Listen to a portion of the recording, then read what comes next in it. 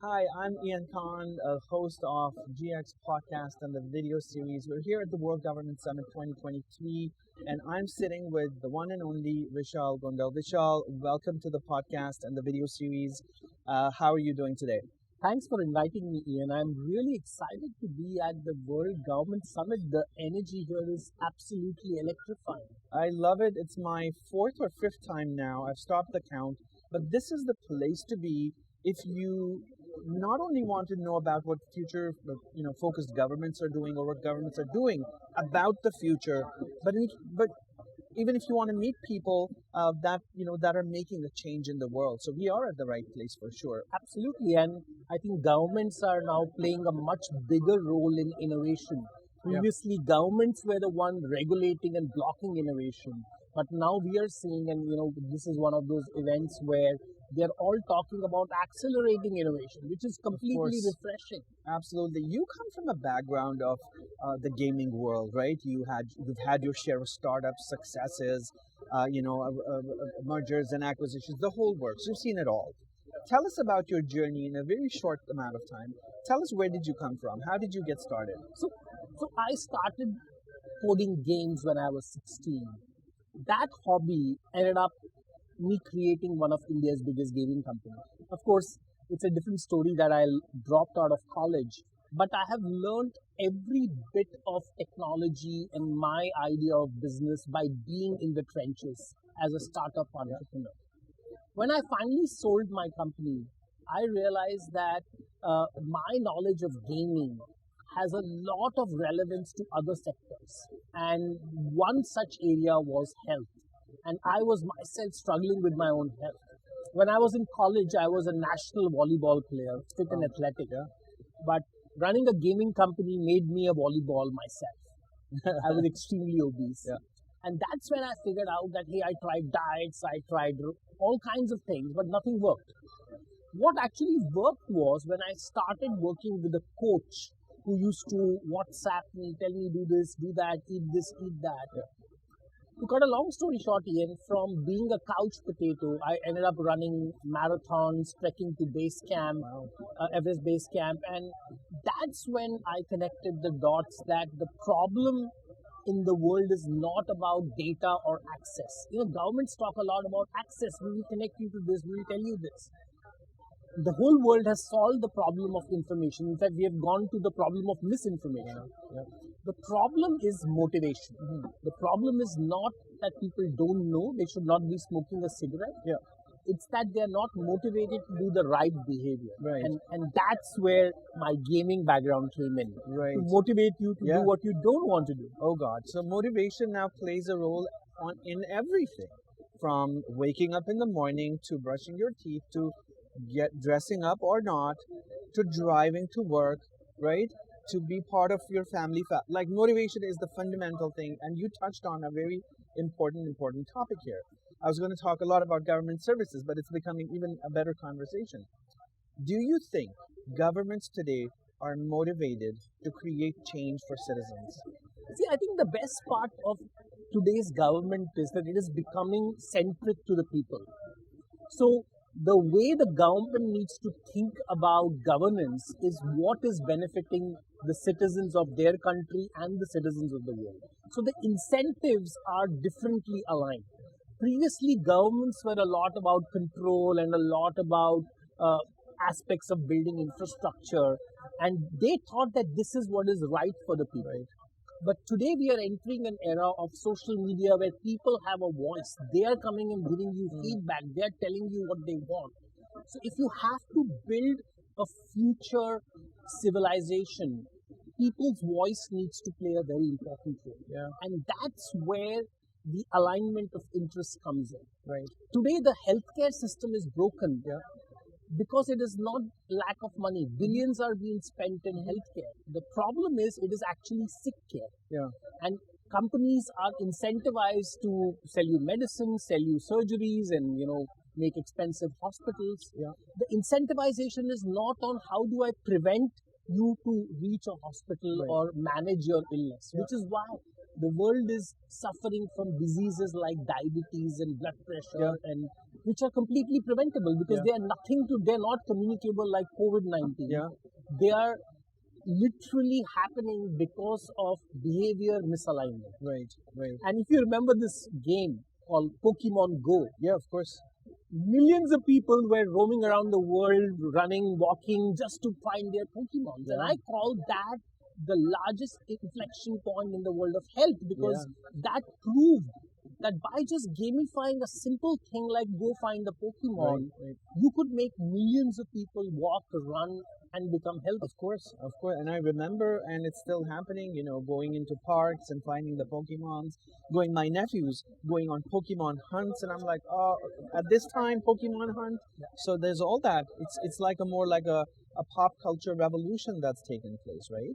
When you talk about healthcare, there's many things happening. For example, some of the new things that I personally like is you see people like Mark Cuban coming out with a new model of pharmaceuticals, new model of how medicines are sold, and they're 1/50th the cost of what they were as compared to the branded ones, right?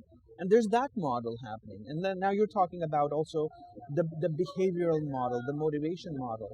Uh, what is missing? Is it there's too much capitalism? There's too much focus on money. We're not focused on people. And what are we doing with the world right now? See, the fundamental challenge of healthcare is consumer trust. People don't trust pharma companies. People don't trust insurance companies. People always think, and now with all the news around what is happening with the vaccines, right? People are always suspicious of these companies, even though they are supposed to do the best for you in your care. So the challenge is trust deficit. But the best part is that this trust deficit can be converted into a complete asset by trying to incentivize the consumer with the right behavior. Today, the consumer thinks that if I share my health data, it could be misused, it could be sold, it could be used for wrong purposes. Right. But the future preventative healthcare models will actually incentivize you to share your data so that a therapy could be personalized for you, which gives you a better outcome. Now, why would you not want to do that? Versus today, where you feel, and with all the data privacy regulations, the impression an average consumer has is that their data is being stolen or misused, versus this data being mined for the good of you and the good of humanity. Correct. So so if I understand it right, on one hand, maybe our infrastructure is not ready for this whole 100% privacy where consumers can say, you know what, I completely trust my provider, my vendor, my government, that my data is secure and safe, right? There's maybe that angle to it. And the other could be the aspect of gamification. You see hundreds of people with their mobile phones today just watching content or engaging or playing games. And what is the future of gamified healthcare, gamified government services? So you have to understand one thing fundamentally, and everybody listening to this, is that gaming actually can deliver the 4 chemicals which can stimulate behavior: dopamine, oxytocin, endorphin, serotonin, and all these chemicals are habit forming, and they can alter your mood, they can make you addictive, which is why you get hooked to playing games, or you are hooked on your TikTok or Instagram, because these tech companies are utilizing game theory to entice you to do behavior which is beneficial to them. They are selling advertising, so their ultimate goal is do whatever you want, but please click on this ad. Now imagine if these same tools are used for good. If your government or your insurance company is saying that, hey, if you could walk and make sure eat healthy, I'm going to reduce your insurance premium, or I'm going to provide you better coverage, or I'm going to give you better returns on your investment. Suddenly what is happening is, rather than trying to use data for a completely different purpose, you are flipping the coin and saying, I'm going to make sure that this data is used for your own benefit.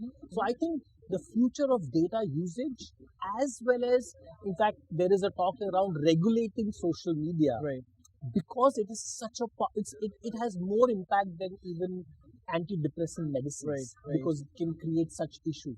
So I think that's really where we are going to an era where digital dopamine is going and billions of people are consuming. You see in Dubai, in the UAE especially, you have initiatives a whole month of the health, a health month, and the focus on well-being and so on. I think we need to have more of those, right? Imagine a country like India doing it, China doing it, at a country level we're doing it, and millions, hundreds and millions of people focusing at least for that duration of time, building that habit, building those neural pathways to doing a new behavior. I think that could change the nature of many industries, not necessarily in a good way, but it could be a big revolution. And one thing which is missing from not just here but worldwide with governments and hospitals and doctors is this very important word which is main in social media and games, which is the word fun. These things, these services are amazing, but they're not fun. Right. My challenge to the industry is that why can't we make consuming government services as fun as playing a video game? Yeah. And if we don't think of it that way, we will never have billions of people use these services just like they are playing a game or they are using any kind of social media application. So I think the core is fun. And then you'll ask me, what is fun? How do you determine fun? Of course. And there is a very interesting framework on that. And the framework really goes around. So think of the x-axis as experience, and the y-axis as difficulty level. So what happens if you typically look at you go to the doctor and the doctor will say from tomorrow stop eating junk food, no alcohol, no this, no that. They'll give you 25 things to do. So your experience is very low and they give you a very difficult task. You'll do it for 2 days and then you'll stop because it was very difficult. Correct. Similarly, sometimes they give you a very easy task. Stop drinking, whatever, tea. And that's a very easy task. So it is not fun. The fun task is when your experience level and difficulty of the task is kind of balanced so that it is challenging. Right. And that's the way you need to think about not just healthcare, but all services that you deliver it to consumers or you expect their participation in a way which slightly challenges them versus giving them a form of 500 questions to fill on day one. Of course. Which is why everybody is frustrated. Absolutely. Vishal, thank you so much for your time. Give us like your final recommendation to governments, since we are at the World Government Summit. What should they do to create a better society going forward? So I think with COVID, we have seen that the future superpowers won't be countries with armies and weapons and infrastructure. It will be countries with fit and healthy citizens. So this is a time to think about investing in the mental, physical well-being of their people, because if you have smarter people, that is going to make you a superpower and not anything else. So people are your superpower. Vishal Gondal, thank you so much for this conversation. We hope you enjoy the World Government Summit. Thank you. And we hope people get to listen to your to your message. Thanks for being with us. Thank you. Take care. Thank you. And this is the end of this episode. We hope you enjoyed. Visit the website at gx.ae and subscribe to the YouTube channel and the podcast.